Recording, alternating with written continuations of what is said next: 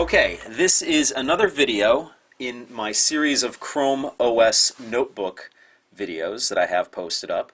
And this particular device here is the CR-48, the Chrome OS notebook from the pilot program from Google. I was one of the lucky few to actually get one of them, and I really like the machine a lot. It really has a lot of uses for me as just basically a web surfing device. The only thing I would say is that this machine is atom powered, and when it actually comes into production in about 5 or 6 months, it would be great if they actually put maybe one of the AMD Fusion processors in there to speed it up a little bit, but I really can't complain. The machine really does well for web surfing. It's a little, it's a little beta in certain ways. For instance, I tried to do a screencast on this instead of filming the screen here.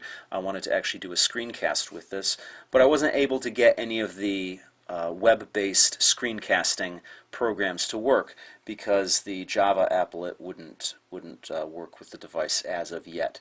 But supposedly the support for that will be sometime down the line. So anyway, I'm just going to have to resort to, or basically stick with filming the screen on here, so hopefully you can see everything here. Now the purpose of this video is to show you some of the apps, or at least one of the apps in the Chrome Web Store. The app in question is Picnik Photo. Now the reason I'm showing you this is because the netbook here has an SD card reader on the side. But I can't get it to work really with any other program other than Picnik Photo that I've come across. I took some pictures on my camera and put the card in the SD card slot. And what I wanted to do is I wanted to send the pictures with Gmail. I wasn't able to do that. I'm sure that support for that will be coming at some point in time, when the netbook actually hits the market, but as of right now, it's not supported, other than Picnik Photo. So that's one of the reasons I'm going to show you this program. So I'm going to click this here, and Picnik Photo, it brings up the Picnik website, which is picnik.com, picnik.com, and right now it's just loading up.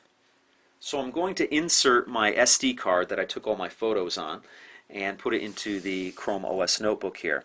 Now on the side here, on the right hand side, there's a little blank where the SD card slot is, so you just push it in and pop it out. That's the blank right there. And then I'm going to stick my SD card in here. So what I want to do here is, there's a lot of different options here, but I'm just going to show you how I can pull an image off of my SD card and edit it in here and actually save it back to the SD card. So I'm going to hit Upload Photo over here. And this is the only way I've actually been able to access the Chrome OS file system, is through this website. I'm sure there are other ways, I just haven't come across them myself. Now up here on the side you see, Chronos, the file system of the machine itself, and then disk down here. Disk here is the SD card. And basically just go down a couple folders in, and here are my pictures. And I think the 4th or 5th one in is the one I want to mess with. So I'm going to go with the 5th one in and upload my picture. Okay, this is a picture I took. Obviously it's wintertime right now, and there's snow on the ground, no leaves on the trees, and I thought this picture was kind of nice. Anyway, what I can do, I have a lot of different options on here, and this is free on the web software. So there actually is a premium portion to this site, but for my needs, I don't do a lot of photos, I don't take a lot of photos, and I don't do a lot of photo editing, so this is actually perfect for my needs. Now what you can do, I'll just run you through some of the options here. You can do an auto fix, which kind of just brightens it up, gives it a little more of a bright look to it. I'm going to bring it back, undo that. Now you can rotate it left, rotate it right. You know the drill as far as that goes. Now you can also straighten the photo in case it's lopsided. You can, as you can see, it turns the photo, and it kind of turns it that way. Or you can just basically reset it.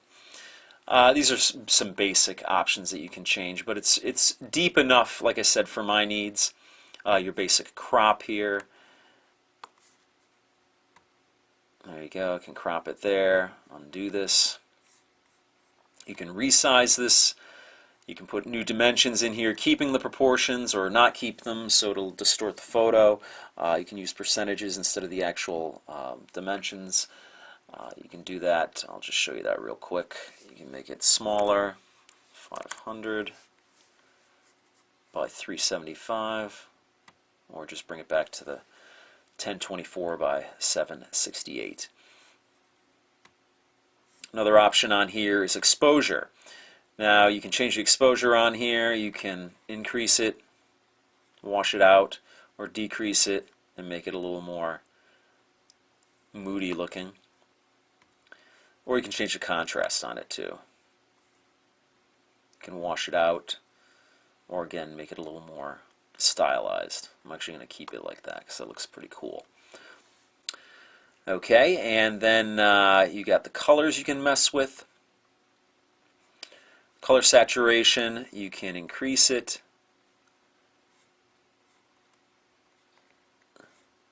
or decrease it to black and white. And you can change the temperature on here, so you can make it look hot even though it's not so hot.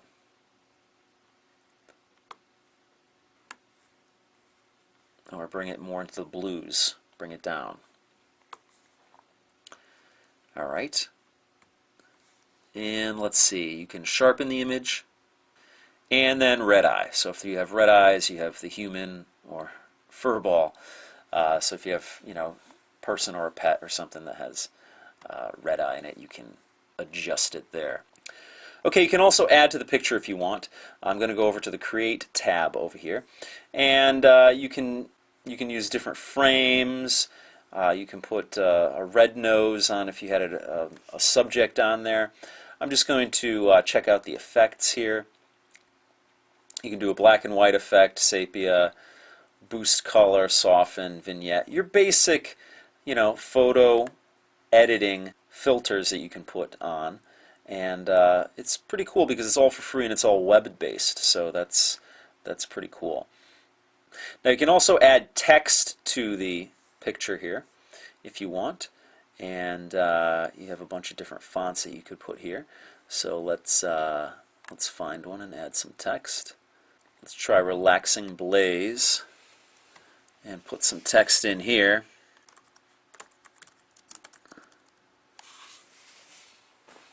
And I put Winter Tree there, and let's see where it goes. Okay, it's right in the center here. And I can put it down here. Okay, you can put stickers on here. There's, let's see, back to school, wedding icons. I don't think any of these are actually going to go well with my picture here, but let's just put something on there. And here we go, solar system.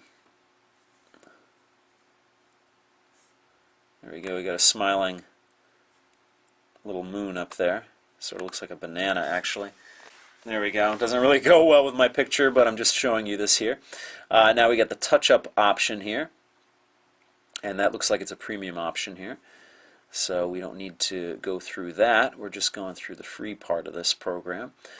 Frames, so if you want to frame your picture, let's see what kind of border we can put on here that will kind of fit with it. Let's try Museum Matte.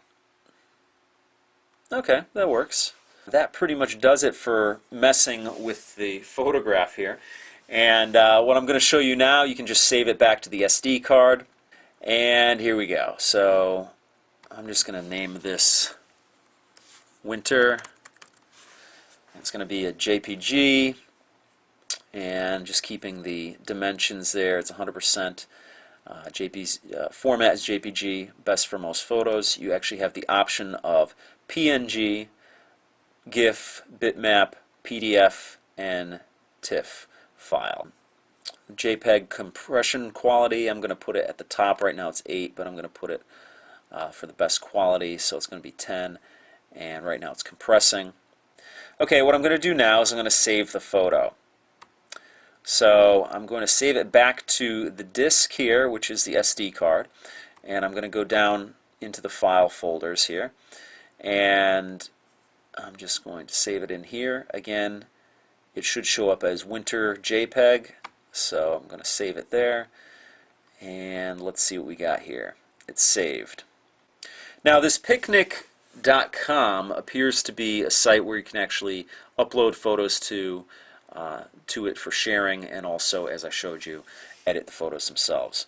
So I'm just going to show you that it did save to the SD card. I'm going to go back to Upload Photo, and down here you can see that it saved Winter JPG or JPEG. So that's pretty much it for this video. I'll see you next time.